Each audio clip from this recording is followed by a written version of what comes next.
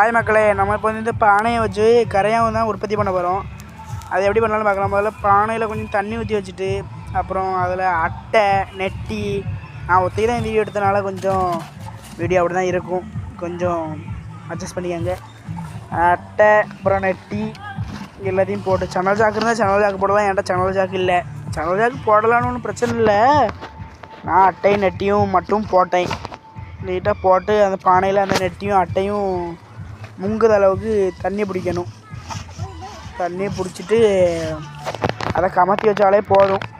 நான் தண்ணியை பிடிச்சதெல்லாம் வீடியோவில் காட்ட முடியல, ஏன்னா நான் ஒத்தைக்கினால காட்ட முடியலை.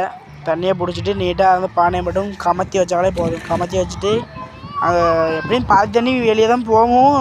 கொஞ்சோண்டு தண்ணி அதில் இருக்க மாதிரி மண்ணை வச்சு அணைச்சி வைக்கணும். அணைச்சி வச்சுட்டு பார்த்தேன், கடைசியில் இப்படி தான் இருந்துச்சு. சரி பார்ப்போம் இதில் கரையான் வருதா வரலையான்னு.